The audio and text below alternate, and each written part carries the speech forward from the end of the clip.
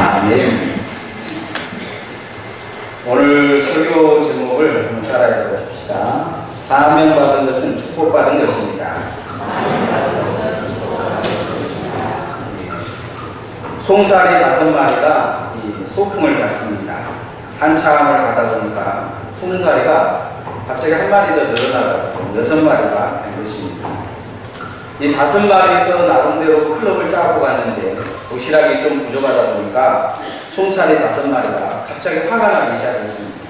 먹을 것이 적어지잖아. 그래서 가만히 보니까 옆에 분명히 다른 한 마리가 있었어요. 그래서 한 송사리가 묻습니다. 넌 뭐냐? 그러니까 그 끼어든 송사리가 한 마리, 전 꼽사리인데요. 송사리가 아니라 꼽사리라고 합니다. 꼽사리를 끼어서라도 꼭 가야 될 곳이 있습니다. 이번 주 저희 교회가 토요일날 손양호 목사님 예양원에 가는데 꼭 꼽사리 끼어서 가시기 바랍니다. 그러나 거기는 안 가도 꼭 가야 될 곳이 어디냐? 천국인 줄 믿습니다. 하나님의 나라는 꼭 가야 됩니다. 오늘날 많은 사람들은 자기들이 구원받았다는 것은 확신하면서 혼자만 가려는 이기심이 있습니다. 그런 마음은 누구에부터 준 것이냐? 하나님의 마음이 아니라 마귀의 마음입니다. 어찌 보면 오늘 성경 말씀은 그 마음은 저주받아야 마땅할 마음이다. 오늘 예수를 통해서 말씀하고 있는 것을 볼 수 있습니다. 20세기 최고의 심리학자 존 스타트 목사가 전도하지 않는 죄라는 책에서 보면 네비폴 크리스탄이라는 이야기를 합니다. 이 토끼굴 속의 그리스도인들이라 표현합니다. 토끼는 되게 소심합니다. 그래서 눈치도 막 보다가 누가 오기만 하면 그 속으로 쏙 들어가 버립니다. 인기척만 남겨두는 거죠. 아무도 없어도 혼자 나와가지고 막 뜯어먹고 자기들끼리는 잘 놀다가 누가 그 무리에 끼어들려고 하면 그냥 왕따시키고 다 들어가 버리는 것을 볼 수가 있습니다. 오늘 보면 교회 다니는 사람들이 꼭 그 토끼와 같다는 것입니다. 자기들끼리 잘 놀고 그러다가 누군가 끼어들려고 하면 끼어주지도 않습니다. 그냥 숨어버립니다. 자기 볼로 쑥 들어가 버려요. 교회에 쑥 들어와 버리면 세상 사람들은 교회 안에 들어오지 못한 것입니다. 교회는 피난처가 되고 안전처가 되기도 하지만 한마디로 자기들에게 숨어 사는 공간이 되어졌다는 것입니다. 오늘날 기독교인들을 비꼬는 소리입니다. 교회 다니는 사람들 설문조사를 했는데 가장 듣고 싶은 설교가 무엇이냐 했더니 첫 번째는 축복에 대한 설교랍니다. 오늘 저희가 계속 축복에 대한 설교를 하고 있습니다. 들어보면 축복 받으라는 설교는 아닌데 끝에는 꼭 제가 축복이라는 언어를 써요. 둘째는 상한 심령과 병 고치는 언어입니다. 세 번째는 전도에 대한 설교라고 합니다. 두 번째 어떤 설교가 가장 짜증나냐 그랬더니 회개하라 설교가 제일 짜증난다고 합니다. 두 번째는 전도하라는 설교고 세 번째는 헌금해라는 설교입니다. 이 세 가지 설교 제일 듣기 싫다 이거죠. 마지막 신앙생활에서 제일 부담되는 설교가 뭐냐 그랬더니 헌금하라는 설교보다도 전도하라는 설교가 더 부담스럽다고 합니다. 여러분, 신앙은 부담감을 가질 때 사명을 갖는 것입니다. 우리가 부담감을 갖는다는 것은 그것이 아주 제일 중요하다는 것입니다. 전도는 사명입니다. 우리가 반드시 가지고 있어야 될 부담감이라는 것입니다. 에스겔에게 하나님 말씀하신 너는 파수꾼이다 하는 부담감을 주십니다. 파수꾼의 사명을 감당하라는 것입니다. 파수꾼의 사명을 감당하려고 하면 첫 번째 따라합시다. 잠들지 않아야 합니다. 설교 시간에도 앉아야 되지만 신앙이 잠들지 않아야 됩니다. 군대에서 흔히 사용하는 말이 있습니다.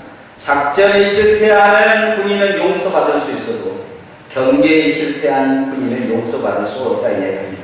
작전보다도 깨어서 파수 서는 것이 더 중요하다는 것입니다. 전쟁에서 파수병은 반드시 깨어 있어야 됩니다.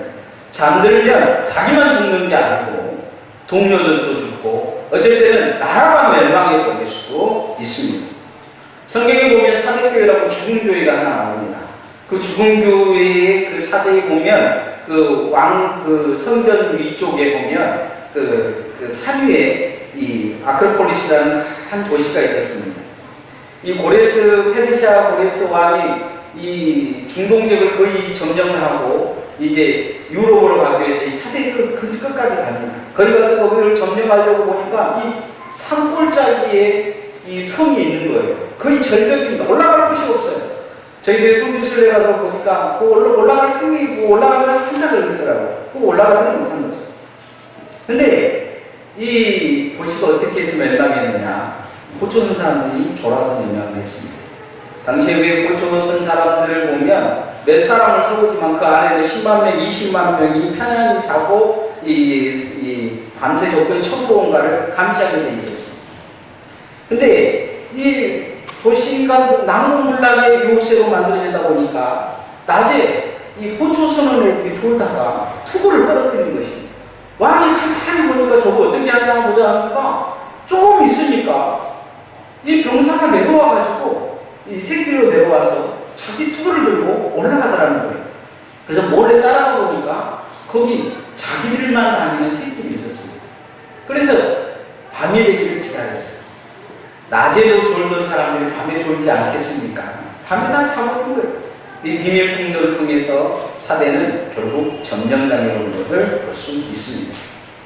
에스겔은 우리가 영혼을 지키는 파수꾼이라 이렇게 하나님으로부터 사명을 받습니다. 자신의 영혼을 지킬 뿐만 아니고 교회와 가족과 이웃의 영혼을 깨우쳐 지켜야 할 파수꾼이라 말씀하고 있습니다. 에스겔만 그렇습니까? 오늘 우리도 그렇게 부름받은 사람입니다. 우리의 가족과 우리의 성도들의 신앙을 깨우쳐 할 사명이 누구에게 있느냐? 우리에게 있는 것입니다. 3장 17절 말씀을 한번 같이 읽어보십시다. 시작. 인자야, 내가 너를 이스라엘 족속의 파수꾼으로 세웠으니 너는 내 입의 말을 듣고 나를 대신하여 그들을 깨우치라.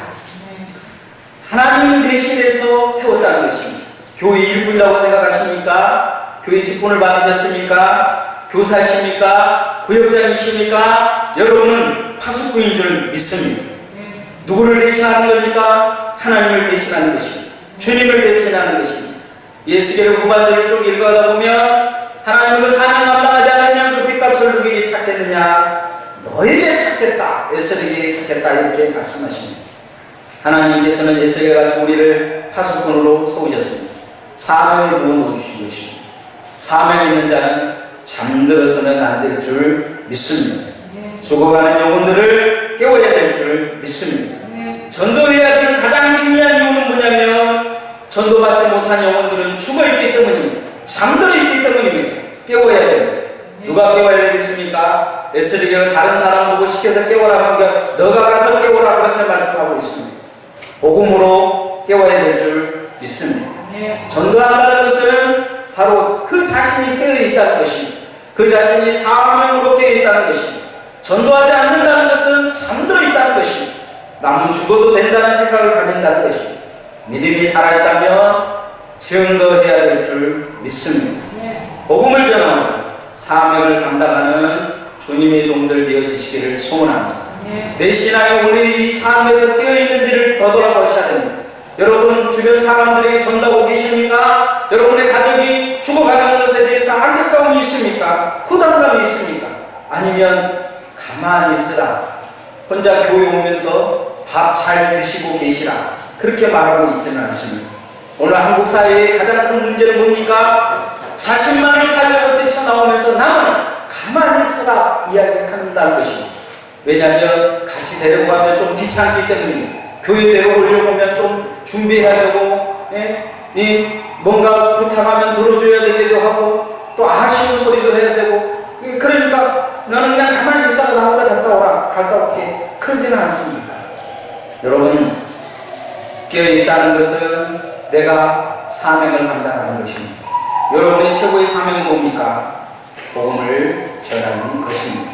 따라하십시다. 전하십시다. 여러분 전해야 합니다. 전하기를 소원합니다.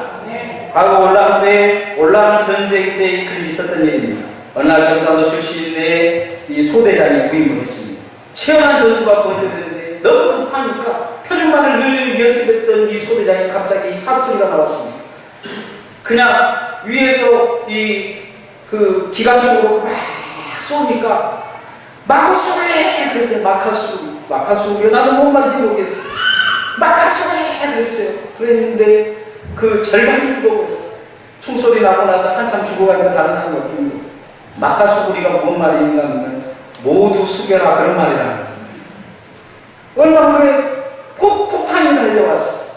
소대장이 다급하니까 아까는 기록! 그랬어. 아까처럼 해라는 거죠. 전라도 중대장이 부임을 했어요.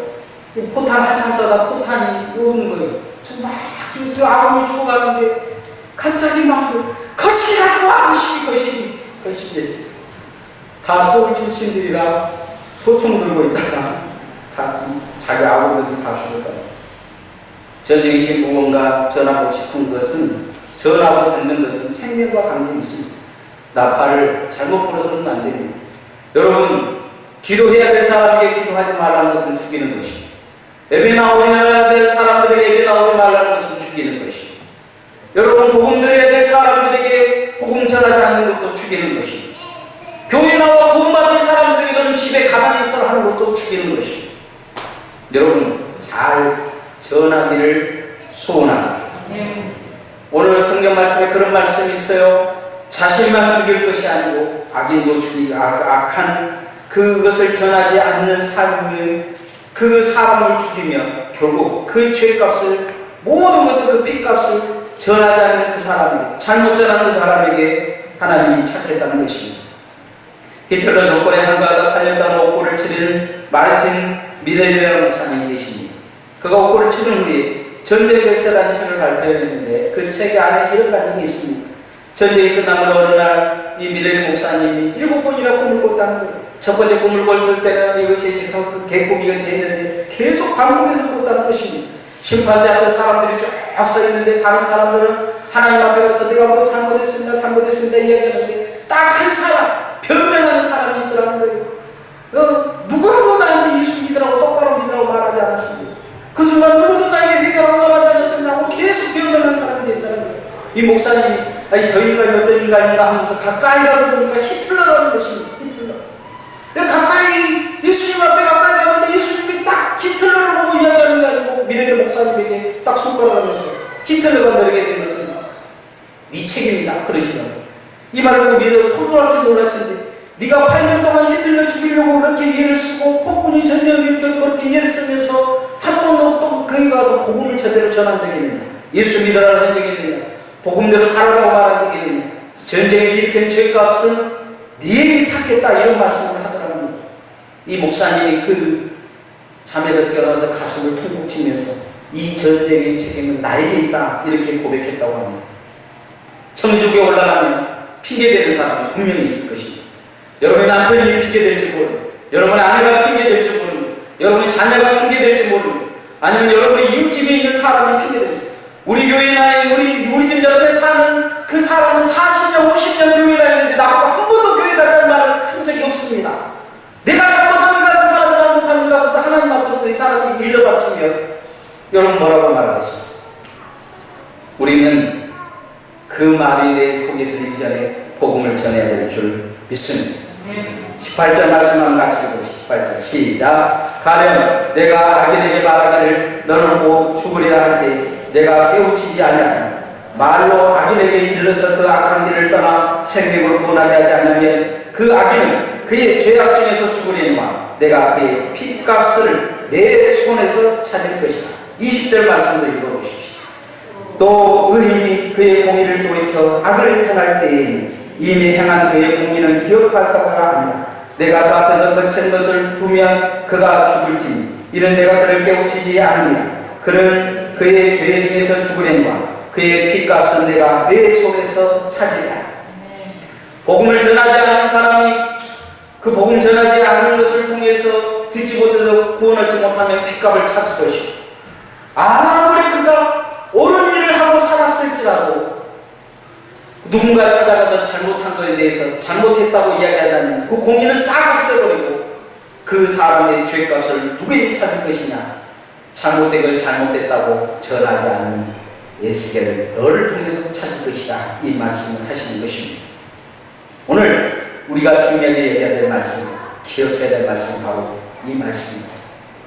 복음은 전하지 않는 자에게 화의 문제를 찾겠다는 것이고, 이 땅에 복음 전하지 못한 것이 오늘 성경 말씀에 보면 저주라 말씀하고 있습니다. 복음을 전도하지 못한 것이 저주인 것입니다. 전도하는 것이 축복입니다. 여러분, 사명은 전도받은 사명으로 살기를 소원합니다. 마태마가 누가와 요한복음의 마지막 결론을 보면, 마태복음 결론은 너희는 가서 족속으로 제자를 삼으라. 마가복음 결론은 만민의 복음을 선포하라. 누가복음은 죄의 사함을 받고 회개하기 위해서 모든 족속의 복음이 전파된다 얘기합니다. 요한복음은 내가 너희들을 세상으로 보낸다 이런 말씀을 하십니다. 사도행전 예수님이 승천하신 전에 1장에 그가 말씀하시기를 예루살렘 어머니와 사마리아 땅끝까지 이르면 너희는 성령의 증인이 될 것이다. 성령 받으면 증인 되리라 이런 말씀하십니다. 주님이 우리에게 마지막으로 내리고 가신 유언적 명령이 뭡니까? 복음 전하라는 것입니다. 전쟁에서 사령관의 명령을 듣지 않으면 어떻게 됩니까? 처형당합니다. 사도 바울은 그래서 그렇게 고백하고 있었는지 모릅니다. 내가 이 임무를 수행하지 않으면 나에게 화가 있으리라 이렇게 이야기했습니다. 복음 전하지 않으면 자기 자신에 화가 있을 거라고 사도 바울은 이렇게 고백합니다. 전도는 명령입니다. 듣지 않으면 화가 임할 명령입니다. 전해야 살 줄 믿습니다. 나도 살고 내 가족도 살고 내 이웃도 사는 방법은 복음을 전하는 것입니다. 그들이 듣지 않으면 그들의 책임이지만 전하지 않으면 내가 책임져야 될 일입니다. 이 시대에 복음을 전하는 복음의 파수꾼들 되어지기를 소원합니다. 마지막 따라서 끝까지 전해야 됩니다. 기러기들이 이렇게 철새가 이렇게 해서 이 계절이 바뀌면 이제 지금 올라갈 준비를 하고 아마 짐 싸고 있을 것입니다. 내일모레 가서 내가 이삿짐 같이 싸주려고 마음 먹고 있는데, 이 백여 마리들이 무리를 지어서 한가롭게 모여서 물가에서 이제 잠을 잘 때 보초 기러기를 꼭 세운다고 합니다. 이 사람이 가까이 가면 이 보초 기러기가 울어준다고요. 끼르끼르끼르 하고 온다고. 조금만 가까이 가. 그리고 나머지 울면 이렇게 눈을 딱 떠보고 이 대장 기러기가 딱 끼임소리를 끼치면 이 사인을 주면 전부 다 날아가 버린다는 거죠. 그 기러기 잡기가 그렇게 힘들다고 합니다. 우리 최 집사님 집에 기러기 잡아먹으러 오라고 했는데, 이 기러기들을 그런데 잡는 사람들이 있습니다. 그 사람들은 불을 가지고 캄캄한 밤에 촛불을 가지고 항아리 속에 이렇게 불을 가지고 간답니다. 가지고 가서 다 잠들고 있는데 보초 기러기가 서 있으면 그때 촛불을 살짝 보여준다고 해요. 그리고 다시 딱 닫아버린다고 합니다. 보초 기러기가 불빛이 보이니까 끼락끼락 울면서 이제 대장기를 깨우는 것이에요. 대장기가 딱 문을 떠보니까 캄캄하게 아무도 없거든요. 그러니까 다시 대장기가 잠이 조금 5분 지나고 나서 다시 또 불빛을 보여주는 거예요. 그러면 이 대장기가 또 보니까 대장기가 딱 문을 떠봅니다. 그런데 바람이 부니까 그런가 하고 대장기가 다시 세 번째, 네 번째, 한 다섯 번째 그렇게 계속 반복하면 대장기가 이제 화가 머리끝까지 나와가지고 이 보초 기러기를 살짝 없이 쪼아버린다는 것이죠.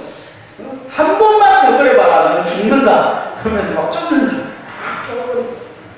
그러고 나서 이렇게 한 번 또 보여주면, 그리고 딱 닫으면 이 보초 기러기가 더 이상 이렇게 울지는 않는다. 만약 울면 또 이제 대장기가 또 쪼고 그러니까 더 이상 울지 않을 때까지, 보초기가 울지 않을 때까지 보여준다.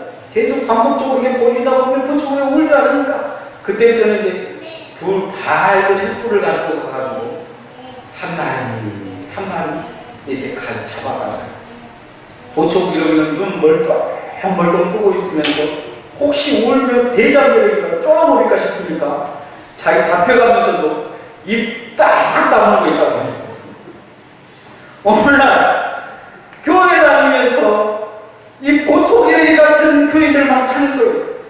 혹시나 복음 전하면 니나 잘 다녀라 하면 해코지 할까 싶으니까, 욕할까 싶으니까 입 딱 다물고 있는 것입니다.